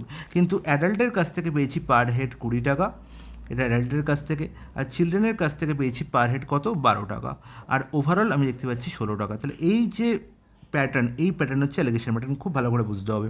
তাহলে 20 - 16 দ্যাট ইজ 4, আর 16 - 12 দ্যাট ইজ 4, তাহলে 4:4 মানে হচ্ছে 1:1 রেশিওতে কী আছে না অ্যাডাল্ট আর চিলড্রেন আছে। এটাই হচ্ছে আমার কারেক্ট পদ্ধতি, এছাড়া অন্য কোনো পদ্ধতিতে যাবই না। তাহলে বলছে how many adult ticket were sold. তাহলে দেখতে পাচ্ছি এই যে 1:1 বেরোলো না, এটা কী বেরোলো না অ্যাডাল্ট টিকিট আর চিলড্রেন টিকিটের গল্পই আমি টোটালটাকে কাকে ডিস্ট্রিবিউট করেছি না টিকিটকে ডিস্ট্রিবিউট করেছি, তাহলে ফাইনাল রেশিও আমি টিকিটের রেশিওই পাবো, যাকে নিয়ে আমি কাজ করব। ঠিক আছে, দেখো এই যে আমি 8,000/500 করেছি, এই রেশিওর নিচে যে বসে আছে না হরে যে বসে আছে, ডিনোমিনেটরে যে বসে আছে, তারই আমি রেশিও পাবো, ফাইনাল রেশিও। এটা খুব ভালো করে মাথায় রাখবো। তাহলে এখানে দেখো টিকিটেরই আমি রেশিও পেয়েছি। তাহলে অ্যাডাল্ট টিকিট 1 এবং চিলড্রেন টিকিট হচ্ছে 1, তাই তো 1:1 রেশিও ডিভাইড হয়েছে। তাহলে 500টা টোটাল টিকিট বিক্রি হয়েছে। তার মানে তুমি বলো যে অ্যাডাল্ট টিকিট কতগুলো বিক্রি হয়েছে, তুমি বলো কিছুই নয়, 250। সিমিলারলি চিলড্রেন টিকিট কত বিক্রি হয়েছে, 250। 1:1 রেশিও দিয়ে আমরা একে ডিভাইড করি। নেক্সট প্রশ্নে চলে যাই। The average price of 3 items of furniture is ₹15,990। খুব ভালো কথা। তাহলে তিনটে আইটেম আছে এবং তাদের অ্যাভারেজ প্রাইস বলা হয়েছে, ফার্স্ট আইটেম, সেকেন্ড আইটেম আর থার্ড আইটেম। ঠিক আছে, তাহলে এই তিনটে আইটেমের টোটাল প্রাইস আমি নির্ণয় করতে পারি 15,990 ইন্টু 3 করে। ঠিক আছে, আমি করবো না, আমার দরকার নেই। দেখো, if their price are in the ratio 3:5:7 বলাই আছে। তাহলে এখান থেকে আমাকে বলো যে 3:5:7 যদি আমি বলি, ফার্স্ট প্রাইসের দাম যদি 3 হয়, সেকেন্ড প্রাইসের দাম যদি 5 হয়, থার্ড প্রাইসের দাম যদি 7 হয়, তাহলে টোটাল প্রাইস কত হবে? তোমরা 3 আর 5 8 সাথে 15, তাহলে 15 হচ্ছে যে টোটাল প্রাইস। তাহলে অ্যাভারেজ প্রাইস কত হবে? By 3, that is 5। তাহলে এটি হচ্ছে আমার অ্যাভারেজ প্রাইস আর এটি হচ্ছে আমার টোটাল প্রাইস। ওকে, তাহলে অ্যাভারেজ প্রাইস যদি 5 হয়, তাহলে 5-এর ভ্যালু কত বলা হয়েছে গো? না 15,990। নির্ণয় করতে হবে আমার কার value? The price of the costliest item. তাহলে 3, 5, 7-এর মধ্যে কস্টলিয়েস্টকে 7, 3, 5, 7-এর মধ্যে কস্টলিয়েস্টকে 7, তাহলে 7-এর ভ্যালু আমার নির্ণয় করতে হবে। তাহলে দেখো, it is very clear here, 5-এর অঙ্ক করার কোনো প্রয়োজন নেই। 5-এর ভ্যালু কত ইজিলি আমি বলতে পারি। 5-এর ভ্যালু যদি 15,990 হয়, তাহলে 7-এর ভ্যালু অবভিয়াসলি এর থেকে কী হবে? বেশি হবে। বেশি হবে। আর এই 15,990 থেকে বেশি সংখ্যা একমাত্র একটি আছে, সেটি হচ্ছে অপশান সি। অপশান সি হবে কারেক্ট অ্যান্সার। অঙ্ক করারই প্রয়োজন নেই। ওকে, নেক্সট প্রশ্ন, বেসিক কনসেপ্ট দিয়ে কাজ শেষ। দেয়ার আর 2 ক্লাসরুম, দারুণ একটি question, A and B. If 7 student are shifted from A to B, then B will have twice the number of student as A. খুব ভালো কথা। তাহলে দুটো ক্লাসরুম আছে, একটা হচ্ছে এ ক্লাসরুম আর একটা হচ্ছে বি ক্লাসরুম। খুব ভালো কথা। এবার দুরকম ঘটনা ঘটছে। বলছে 7 জন স্টুডেন্ট শিফট করছে এ থেকে বিতে, 7 জন স্টুডেন্ট চলে যাচ্ছে। ঠিক আছে, 7 স্টুডেন্ট চলে গেল। তাহলে কি হলো? তাহলে আমার হলো কি, দেন এ আর বি এর মধ্যে দেখতে পাচ্ছি B will have twice the number of student as A. তার মানে এ আর বি এর মধ্যে রেশিও 1:2 হয়ে গেল। কিসের রেশিও? নাম্বার অফ স্টুডেন্টের রেশিও। বলছি 3 স্টুডেন্ট আর sent from B to A, যদি 3 জন স্টুডেন্ট আবার বি থেকে এতে পাঠাই, গল্পটা এরকম যে বি থেকে এতে যদি 3 জন স্টুডেন্টকে পাঠাই, তাহলে কি হয় না, then both the classroom will have the same number of student. তাহলে এ আর বি এর মধ্যে স্টুডেন্টের রেশিও হয় 1:1। Is it clear? বলবে হ্যাঁ, একদম জলের মধ্যে পরিষ্কার, এর থেকে পরিষ্কার আর হতেই পারে না। ওকে গাইস, এবার দেখো কী বলা হয়েছে। The positive difference between the number of student in the 2 classroom is. এই দুটো ক্লাসরুমের মধ্যে আমাকে নির্ণয় করতে হবে না পজিটিভ ডিফারেন্স নির্ণয় করতে হবে, যে কতজন স্টুডেন্ট আলটিমেট প্রথমে এতে ছিল এবং বিতে ছিল, তাদের ডিফারেন্স নির্ণয় করতে হবে। ঠিক আছে, তাহলে আমি দেখতে পাচ্ছি আমি এই গল্পটা এরকম লিখতে পারি যে যদি আমি ধরে নিই যে এ ক্লাসরুমে এক্স জন ছিল ইনিশিয়ালি এবং বি ক্লাসরুমে ওয়াই জন ছিল, তাহলে অ্যাজ পার ফার্স্ট ক্রাইটেরিয়া আমি বলতে পারি যে যদি আমি দেখি যে এ ক্লাসরুম থেকে কি হয় না, এটা হচ্ছে এ ক্লাসরুমে, এটা হচ্ছে বি ক্লাসরুমে। এ ক্লাসরুম থেকে যদি আমি 7 জন স্টুডেন্ট বিতে পাঠাই, তাহলে এর 7 কী হবে? নেগেটিভ হবে, আর এর সঙ্গে 7 যোগ হবে, আর হলে কি হবে না, এদের রেশিও হবে 1:2। Is it clear? বলবে হ্যাঁ, একদম ক্লিয়ার। আর ফর দ্য নেক্সট ক্রাইটেরিয়া আমি যদি এরকম বলি যে এতে যদি 3 জন এসে অ্যাড হয়, তার মানে x+3 হয়, আর বিতে যদি 3 জন নেগেটিভ হয়, অবভিয়াসলি 3 নেগেটিভ হবে, তাহলে এটা 1:1 হয়ে যায়। তাহলে দেখো, জাস্ট এই ক্রাইটেরিয়াটা থেকেই আমি এই প্রশ্নের সমাধান চুটকিতে করব। ঠিক আছে, তাহলে দেখতে পাচ্ছি আমি যদি কোনাকুনি গুণ করি, এখানে বলতে পারছি, এখানে b/-3 না y-3, আমি খুব ইজিলি বলতে পারবো। দেখো যে x-3 এখান থেকে লিখছি না x+3 কি লিখবো না y-3। তাহলে আলটিমেট আমি কি বলতে পারি না x - y কত? -6, অর লিখতে পারি যে y - x হচ্ছে 6। আমি অবভিয়াসলি জানি যে এখানে y এর ভ্যালু বেশি আছে, বুঝতেই পারছি, তাই তো? দেখো যেহেতু Y minus six equal to six আমার নির্ণয় করতে হবে কি the positive difference between the number of student in the two classroom, দুটো ক্লাসরুমের মধ্যে স্টুডেন্টের নাম্বারের ডিফারেন্স কত, আর সেটাই হচ্ছে ওয়াই মাইনাস সিক্স বা এক্স মাইনাস ওয়াই, যেটা হচ্ছে আমার পজিটিভ ডিফারেন্স নিতে হবে, তার মানে অবভিয়াসলি পজিটিভ ডিফারেন্স কত, 6। দেখো প্রশ্ন জাস্ট আমি যদি বুঝে নিই একবার, কোনো রকম কোনো শর্টকাট অ্যাপ্লাই করার দরকার নেই, জাস্ট বেসিক নিড আমার যেটা দরকার সেটা হচ্ছে আমার প্রশ্ন বুঝতে হবে, ঠিক আছে? তাহলে বোঝা গেল অপশান এই হবে প্রশ্নের সঠিক সমাধান, ঠিক আছে? আমি ভেবে নিয়েছিলাম কি এটা মাথায় রাখবো যে এ ক্লাসরুমে আমার এক্স জন স্টুডেন্ট ছিল আর বি ক্লাসরুমে আমাকে ওয়াই জন স্টুডেন্ট ছিল, আমাকে এক্স ডিফারেন্স ওয়াই নির্ণয় করতে হবে, এক্স ডিফারেন্স ওয়াই নির্ণয় করতে হবে। আমরা সেটাই কোথা থেকে পেলাম, জাস্ট এই সেকেন্ড ক্রাইটেরিয়া থেকেই পেয়ে গেলাম। নেক্সট প্রশ্ন, কোশ্চেন নাম্বার 13-এ বলা হয়েছে a 3 digit number is such that the unit digit, the 10 digit and the 100 digit are in the ratio 1:2:3। তাহলে ইউনিট ডিজিট 10th প্লেস আর 100th প্লেসের ডিজিটগুলির ভ্যালু বলা আছে, রেশিও বলা আছে কী কী না 1:2:3। তাহলে আমি ধরে নিই যে ইউনিট ডিজিট হচ্ছে 1, 10th প্লেস ডিজিট হচ্ছে 2 এবং 100 প্লেসের ডিজিট হচ্ছে 3। তাহলে সংখ্যাটি কী হবে আমরা জানি কি ফেজ, এই যে 3, 2, 1 এগুলোকে আমরা কী বলে থাকি, এগুলো আমরা বলে থাকি ফেজ ভ্যালু। কী বলে থাকি, এদের আমরা বলে থাকি ফেজ ভ্যালু। আর ফেজ ভ্যালুর সঙ্গে যদি আমরা প্লেস ভ্যালু গুণ করে দিই, এটাকে আমরা কী বলবো, এদের বলবো ফেস ভ্যালু। ফেস ভ্যালুর সঙ্গে যদি প্লেস ভ্যালু গুণ করি তাহলে আমরা কী পাবো, নাম্বারটি পাবো। তাহলে দেখো 3 এর প্লেস ভ্যালু হচ্ছে কত 100, তাহলে 100th প্লেসে আছে, তাহলে 3 × 100 হয়ে যাবে এর ভ্যালু।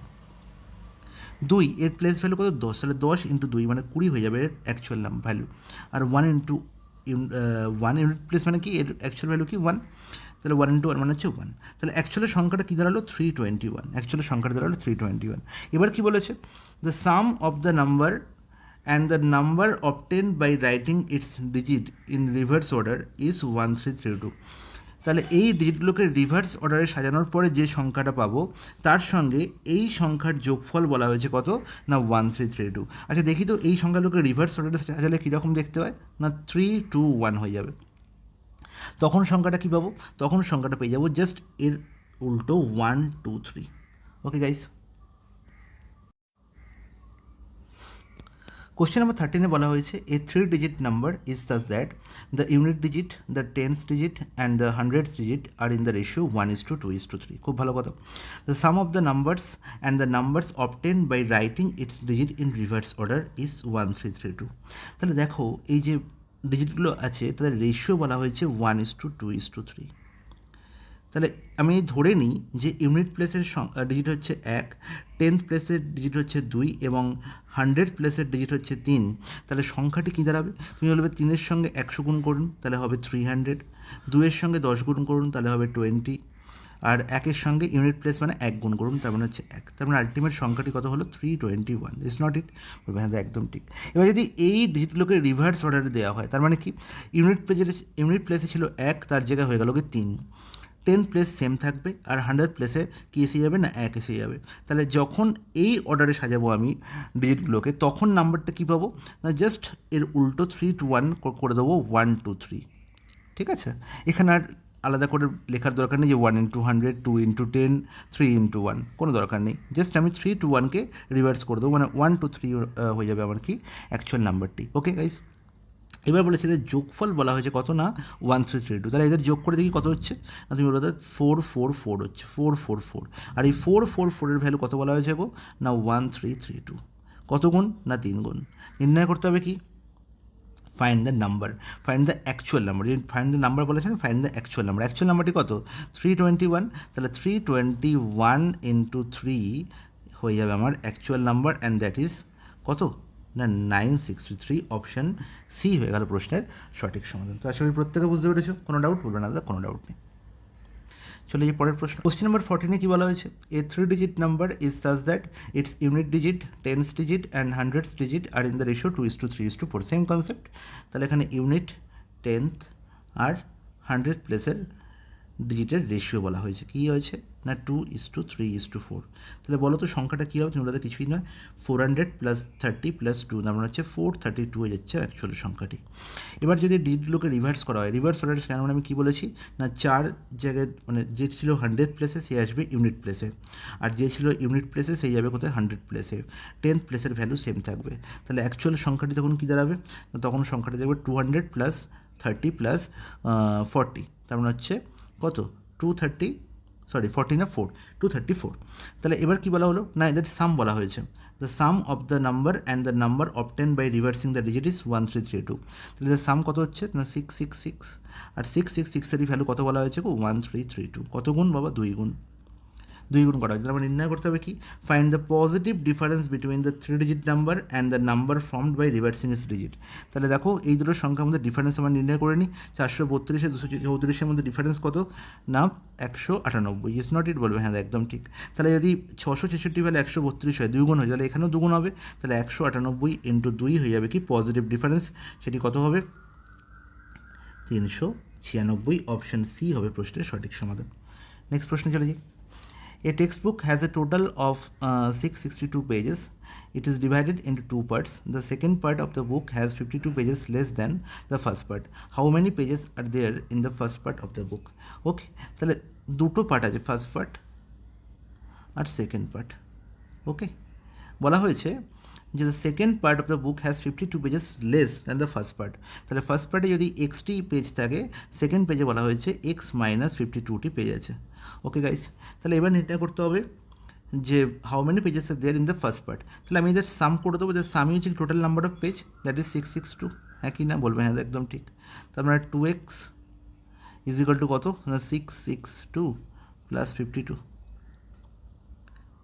অ্যান্ড দ্যাট ইজ কত 714। তাহলে এক্সের ভ্যালু নির্ণয় করতে হবে, এক্সের ভ্যালু কত হবে 35,357। আমার নির্ণয় করতে হবে কার value? How many pages are there in the first part. First part মানে হচ্ছে কত 60, তার মানে 357। অপশান ডি হচ্ছে প্রশ্নের সঠিক সমাধান। নেক্সট প্রশ্ন। 13 years ago the Monoramas age was 2/5 of that of her sister। খুব ভালো কথা। তাহলে 13 বছর আগের গল্প বলা হয়েছে, 13 বছর আগে, 13 year before, 13 year before কী বলা হয়েছিল? 13 বছর আগে গল্প কী বলা হয়েছিল? মনোরমার এজ ছিল কার এজ না তার বোনের এজের, মনোরমার সিস্টার্স এজের 2/5, 2/5। তার মানে এখান থেকে আমি খুব সহজে আমি এই ধরনের গল্পের সঙ্গে পরিচিত যে আমি এখান থেকে বলতে পারি যে মনোরমার এজ আর মনোরমার সিস্টার এজের অনুপাত হচ্ছে কত 2/5, 2/5। তাহলে আমি এখান থেকে রেশিও পেয়ে গেলাম। ওকে, তাহলে এই যে রেশিও, এই রেশিওর মধ্যে আমার যেটা মাথায় রাখতে হবে যে এজ সংক্রান্ত, এখান থেকে আমরা এজ রিলেটেড প্যাটার্ন দেখছি, এজ রিলেটেড, ঠিক আছে। এজ রিলেটেড প্যাটার্নে এই প্যাটার্নটি হচ্ছে খুব ফেমাস প্যাটার্ন। মনে রাখতে হবে যে 13 ইয়ার হোক, 15 ইয়ার্স হোক, 500 ইয়ার হোক, 5000 ইয়ার হোক, দুটি মানুষের মধ্যে ডিফারেন্স অফ এজ কখনো চেঞ্জ হয় না। এজের পার্থক্য, বয়সের পার্থক্য কখনো কিন্তু চেঞ্জ হয় না, সেটা সবসময় সেম থাকে, ঠিক আছে। তাহলে মনোরমার এজ আর মনোরমার বোনের এজের মধ্যে যে ডিফারেন্স, সেই ডিফারেন্স 13 বছর আগেও যা ছিল আজকেও তাই হবে। সেটাই বলা হয়েছে the ratio of Manorama's age and her sister present age is 3:4। তাহলে 13 বছর আগের রেশিও হচ্ছে 2:5, আর বর্তমান প্রেজেন্ট রেশিও হচ্ছে কত 3:4। তাহলে আমাকে বলো এই যে ডিফারেন্স, দুটোর মধ্যে ডিফারেন্স, তাহলে মনোরমার এজ আর তার বোনের এজের ডিফারেন্স 3 ছিল 13 বছর আগে, এখন ডিফারেন্স দেখতে পাচ্ছি 4 হয়ে যায়। এই ডিফারেন্স আমাকে সেম করতে হবে, ডিফারেন্স সবসময় 1 থাকবে। তাহলে 1কে আমাকে 3 বানাতে হবে, তাহলে 1কে 3 বানানো মানে প্রত্যেকটা রেশিওর টার্মকেও 3 দিয়ে গুণ করতে হবে।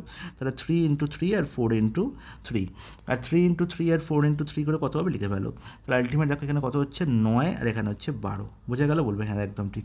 এবার দেখো গ্যাপ সেম, এখানেও 3 গ্যাপ আর এখানেও 3 গ্যাপ। ওকে গাইস, তাহলে দেখো আমি দেখতে পাচ্ছি 13 বছর আগের রেশিও ছিল 2:5, এখন হয়েছে 9:12। তাহলে এই যে ডিফারেন্সটি কত হয়েছে 2 থেকে 9 মানে 7 হয়েছে। তার মানে এখানে 7 বছরের গ্যাপ আমি দেখতে পাচ্ছি, আর এই 7-এরই ভ্যালু অঙ্কের ভাষায় বলা হয়েছে কত 13 বছর। 13 বছর আগের গল্প বলা হয়েছিল এটা, তাহলে 7-এরই ভ্যালু ছিল কত 13। আমার নির্ণয় করতে হবে কি what is the sum of the present ages. তাদের প্রেজেন্ট এজের সাম কত না 9 + 12 হচ্ছে 21। তাহলে 3 গুণ হয়েছে, তাহলে এখানেও 3 গুণ হবে, দ্যাট ইজ 39। অপশান বি হবে প্রশ্নের সঠিক সমাধান। Is it clear? বলবে হ্যাঁ, জলের মতো পরিষ্কার, কোনো অসুবিধা নেই। কোশ্চেন নাম্বার 17, দারুণ একটি প্রশ্ন। বলছে Amita is 2 years older than her friend Amrita. এই যে Amita Amrita, it's little bit very confusing, এবং পরীক্ষক এই ধরনের প্রশ্ন দেয় তোমাকে কনফিউজ করার জন্য।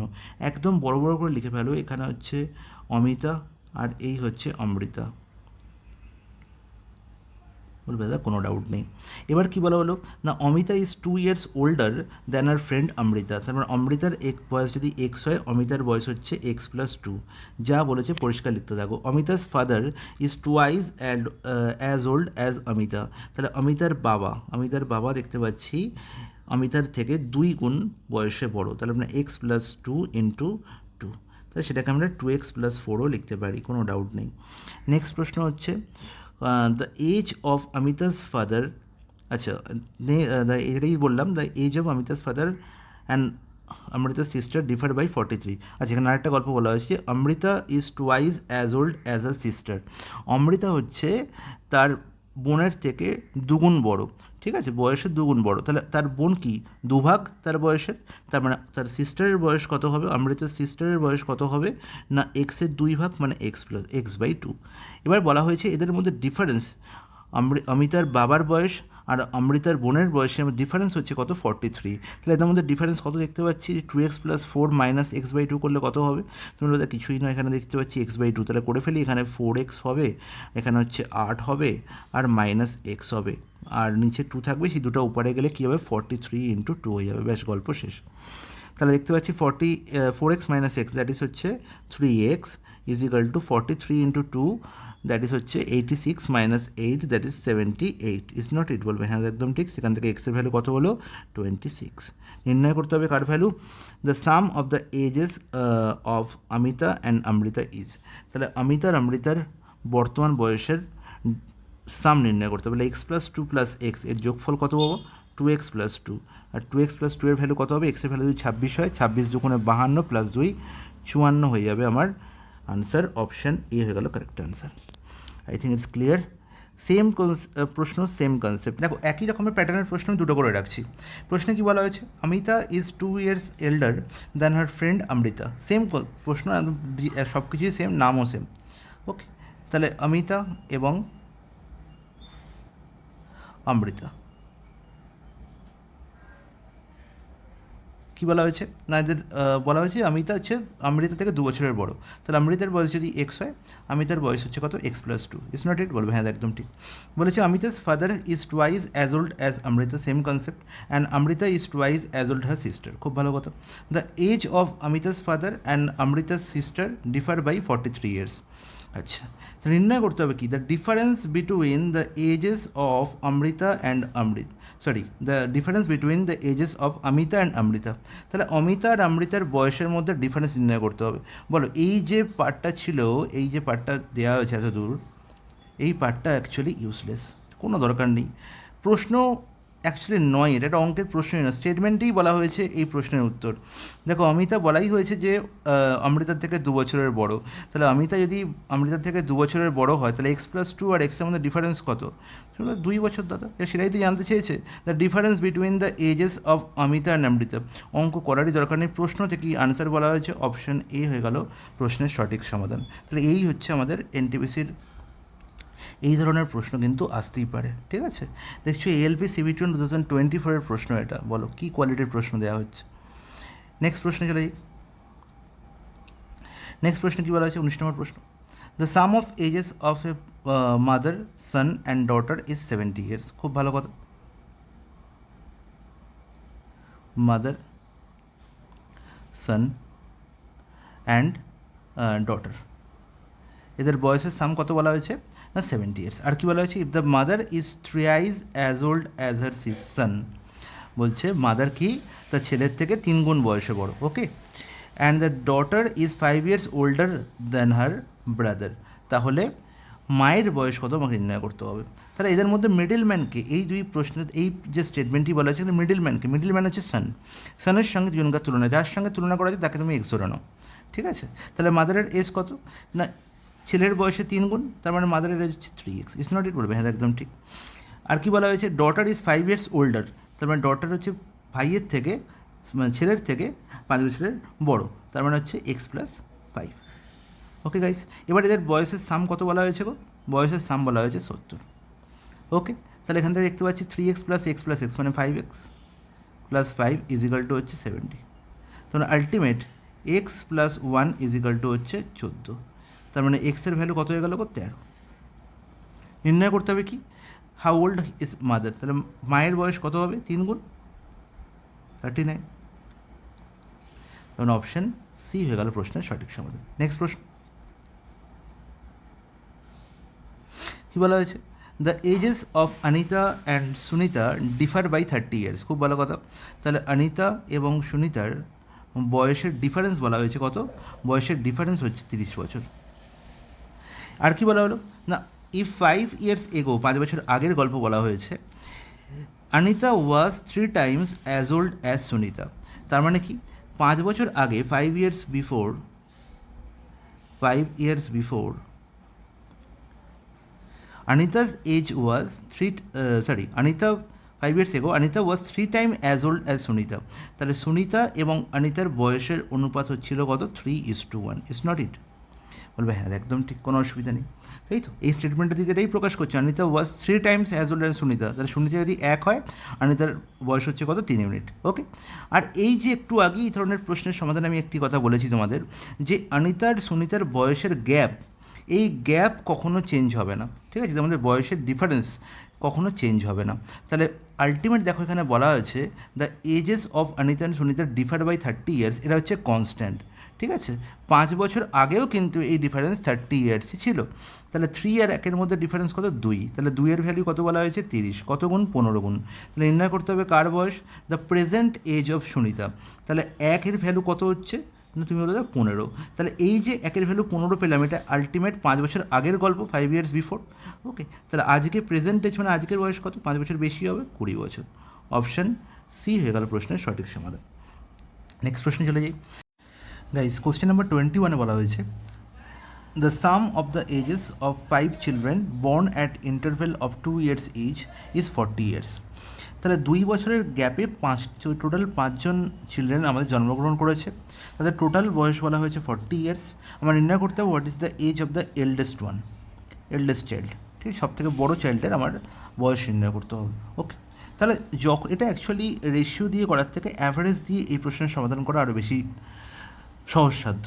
দেখো আলটিমেট এখানে দেখতে পাচ্ছি 5জন চিলড্রেন, এদের বয়সের গ্যাপ হচ্ছে কি সমান। তার মানে কি, এই হচ্ছে আমার ফার্স্ট চাইল্ড যে প্রথম জন্মগ্রহণ, তাহলে এই যে ফার্স্ট চাইল্ড যে প্রথম জন্মগ্রহণ করেছিল সে হচ্ছে এল্ডেস্ট, তার ঠিক 2 বছর পর সেকেন্ড চাইল্ড, তারপর ঠিক 2 বছর পর থার্ড, তার 2 বছর পর ফোর্থ, আর তার 2 বছর পর হয়েছে হলো ওই ফিফথ। তাহলে এই হচ্ছে আমার 5টি চাইল্ড, এদের ঠিক আগের জনের থেকে বয়সের গ্যাপ কত? 2 করে, ঠিক আছে? যখন এই ঘটনাটি ঘটছে তাহলে এটা একটি প্রোগ্রেশন বা একটি সিরিজে আছে, এই যে বয়সটি এগুলো একটা সিরিজ আছে। যেমন কি আমি বলতে পারি 2, 4, 6, 8, 10, ঠিক আছে? বা 3, 5, 7, 9, 11 এরকম বয়স হতে পারে, ঠিক আছে? তাহলে এটা একটি সিরিজ। মনে রাখবো যখন এই ধরনের সিরিজ হবে তখন যেহেতু এখানে নাম্বার অফ টার্ম কি অড নাম্বার অফ টার্ম আছে, সবসময় মনে রাখবো যে মিডিলে যে ব্যক্তি বসে থাকবে সেই হবে এদের বয়সের অ্যাভারেজ, ঠিক আছে? তাহলে আমি যদি এই 5জনকার বয়সের অ্যাভারেজ নির্ণয় করি, তাহলে যে অ্যাভারেজটা কার সঙ্গে সমান হবে না থার্ড চাইল্ডের এজের সঙ্গে।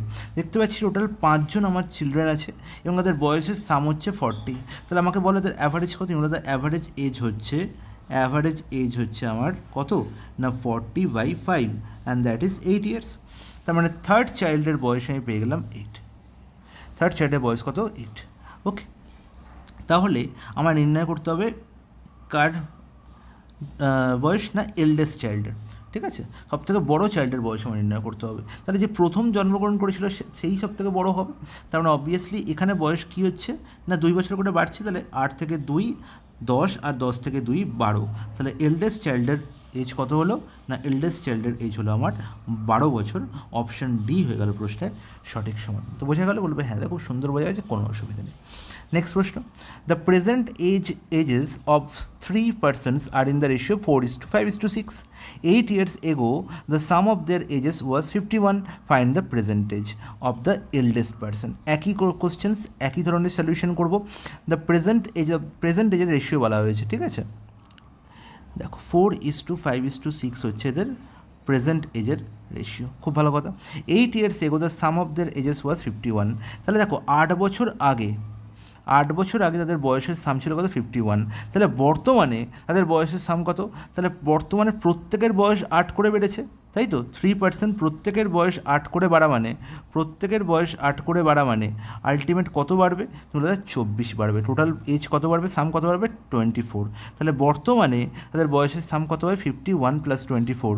তার মানে দেখো এখানে দেখো বর্তমানে তাদের বয়সের রেশিও আমি জানি কত? 4×5 9, 9×6 15, আর এই 15-এরই ভ্যালু কত বলা আছে? 51 + 24, অ্যান্ড দ্যাট ইজ কত? 75। তার মানে 5 গুণ।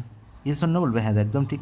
তাহলে age of the eldest person কে না? যার বয়স এখানে দেখতে পাচ্ছি 6, তাহলে 1-এর ভ্যালু যদি 5 হয় তাহলে 6-এর ভ্যালু কত হবে? 30। তাহলে এল্ডেস্ট পার্সনের বয়স কত পেয়ে গেলাম? 30 ইয়ার্স। অপশন বি হয়ে গেল প্রশ্নের সঠিক সমাধান। চলে যাই পরের প্রশ্ন। 3 corresponding sides of 2 similar triangle। আচ্ছা, সিমিলার ট্রায়াঙ্গেলেও আমার রেশিওর কনসেপ্ট দিয়ে একটি প্রশ্ন দেওয়া হয়েছে। যদিও আমরা সিমিলারিটির আমাকে কী জানতে হবে? সিমিলারিটির আমাকে থিওরি জানতে হবে, এবং এটি একদম জিওমেট্রির পার্ট। আমি জিওমেট্রি যখন কনসেপ্টে আসবে তখন আমি এই প্রশ্নটা আবার করাবো। এখন তোমাদের একবার বলে দিই, যেহেতু এখানে স্লাইডে আছে। দেখো কী বলা হয়েছে? The corresponding sides of 2 similar triangles are in the ratio 2:3। খুব ভালো কথা। If the area of the similar triangle is 36 square centimeter and the area of the bigger triangle is area of the smaller triangle.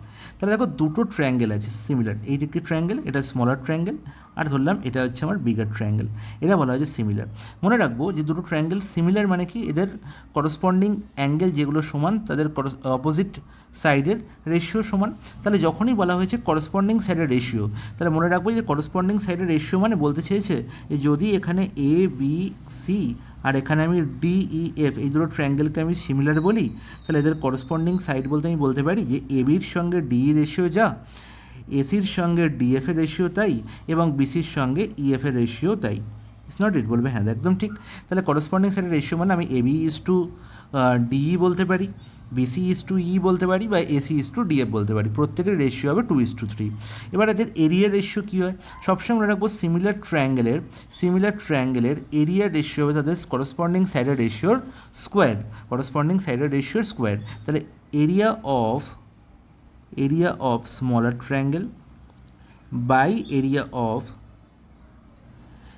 Of bigger triangle is equal to কী বলবো না? এদের corresponding side মানে হচ্ছে 2/3 whole square. তুমি 2/3 whole square মানে হচ্ছে 4/9। তাহলে দেখো এখানে বলা হয়েছে যে স্মলার ট্রায়াঙ্গেলের এরিয়া কত? 36। তার মানে 4-এর ভ্যালু কত বলা হয়েছে? 36 স্কোয়ার সেন্টিমিটার। তাহলে 9-এর ভ্যালু কত হবে? 9 গুণ হয়েছে, এখানে 9 গুণ করলে 81 স্কোয়ার সেন্টিমিটার।